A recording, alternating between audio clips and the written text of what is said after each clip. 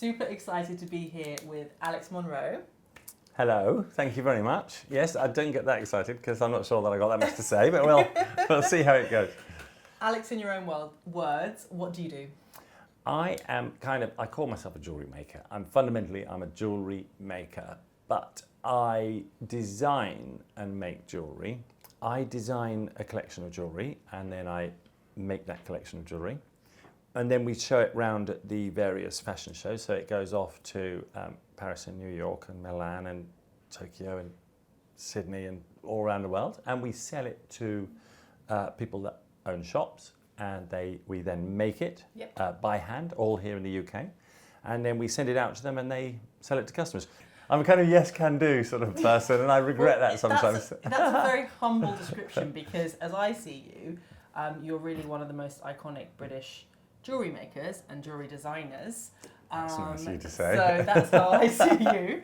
And obviously a lot of your jewellery has become very sort of iconic, and we think of the bumblebee necklace and obviously all the collections since. I don't feel that iconic when I'm out there in the world talking to people, but thank you very much for saying those things, because now I'm going to call myself iconic. Iconic jewellery maker. I'll tell them all that. So what inspired you to begin this journey with jewellery? There's kind of two answers to that. On the one hand, there's a sort of short and slight comedy answer that I was a very kind of sensitive, creative boy, brought up in the countryside in Suffolk, and it's quite difficult to fit in. I was smart, but I wasn't like an A-grade student, and I certainly wasn't sporty. I was like really weedy, and so I wasn't particularly musical or sporty or anything like that. So you kind of end up in the art room if you can't do much else, and if you're not all that good at art, you often end up in the sort of pottery, woodworky bit. My dad was always making things and my granddad was always making things. So just the smell and the tools and the sound of a workshop is, it's just me. So when I'm on my deathbed, wheel me into a workshop and let me slowly sink into the abyss with the smell and the sound of a workshop around me. That's my home. So it was a sort of actually probably quite a natural progression. I was a sort of slightly fey, skinny 17-year-old, and I used to wear mascara and sort of pink clothes and things. And people would just thump whenever I went. You can sort of I can't blame them now. I just used to be thumped or threatened. If I wanted to go out because I didn't fit in, I had to move to London. Arrived and kind of walked down the King's Road, and nobody tried to punch me, and I just thought I can be myself here. So I was at home in London in the early 80s, and I went to university, and once again, the minute I got into the workshop, it was just like, I'm in the right place. And there's a thing that happens when the work's going well, that you just, like the music almost fades into the background, all the sound of I like being in a workshop with other people. I don't like being in one on my own. All the other noises fade into the background, and then you look up and it's dark, and you go, oh my God, I forgot to have lunch. Like you're in that sort of state where it's all working for you.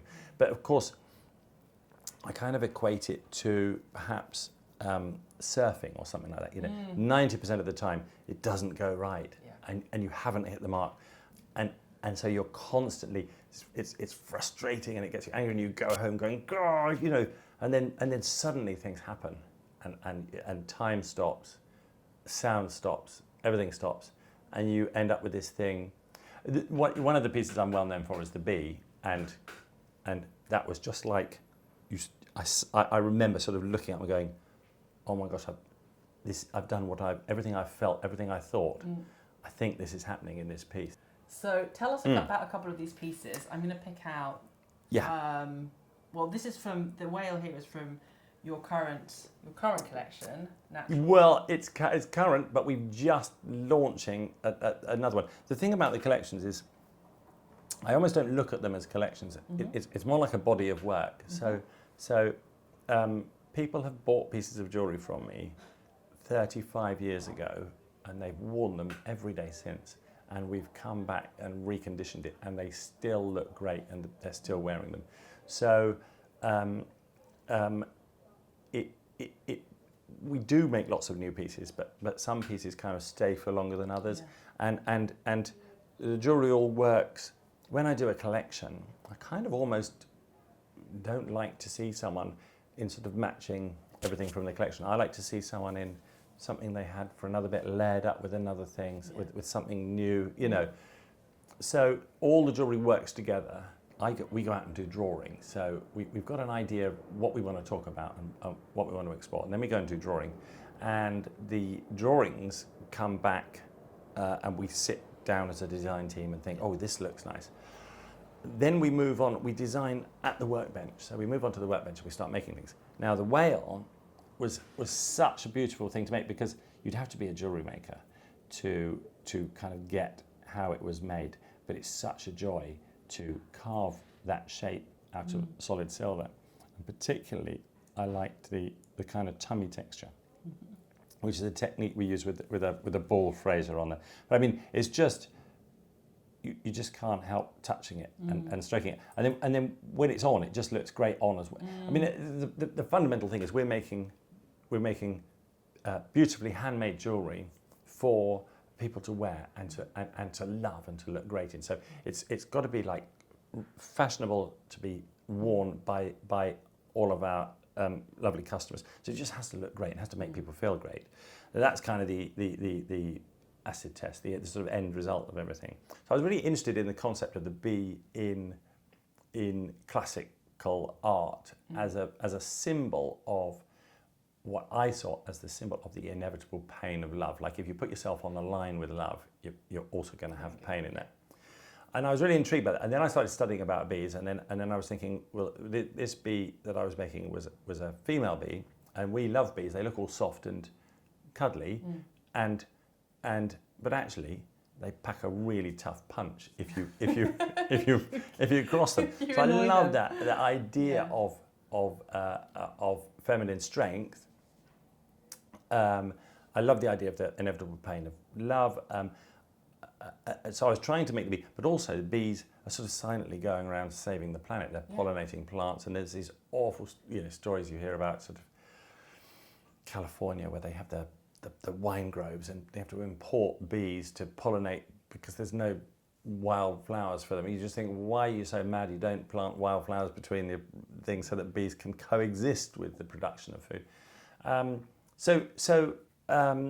There was an awful lot. In creating the bee, I created a beautiful piece of jewellery that looks beautiful on and is nice to wear and is fashionable and attractive. But sort of behind it, there's this whole environmental story. I loved the idea of, it was kind of like the British version of magic realism, where you have quite mundane, like Mary Poppins or something, quite a mundane situation, but then you can fly and these sort of magic things happen. And I've always loved magic realism. So I was kind of fascinated by that. And what I liked about that, particularly a lot of the stories have pirates or desert islands. I've loved, the whole concept of a desert island. I love.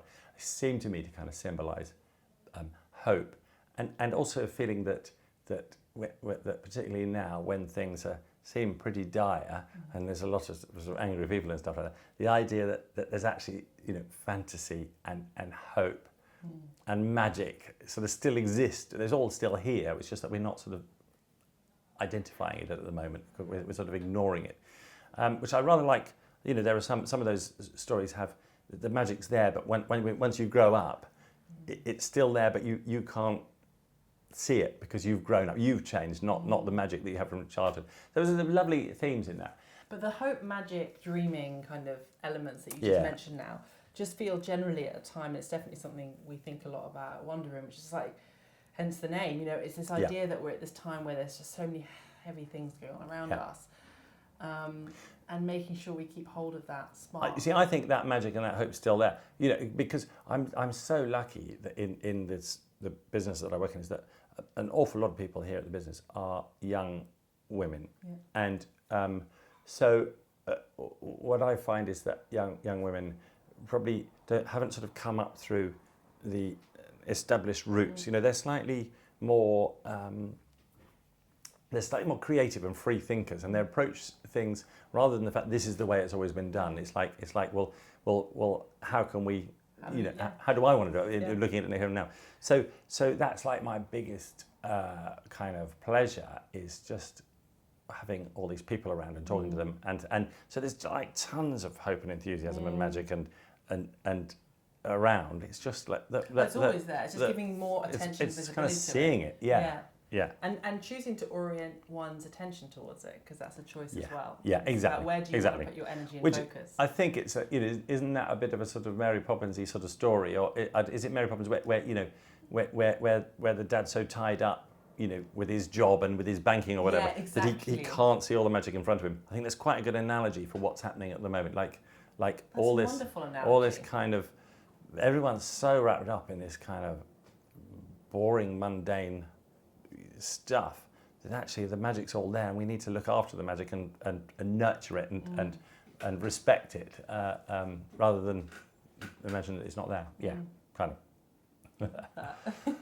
Thank you so much, Alex. That's been super interesting and just amazing, really, to hear the threads of what took you from growing up in Suffolk through to London and to understanding how inspiration works for you in creating each of these collections. What ultimately comes from it, which is really beautiful jewellery. Thank you. Thank Thanks you ever very so much. much. It's been great to talk to you. Thank you.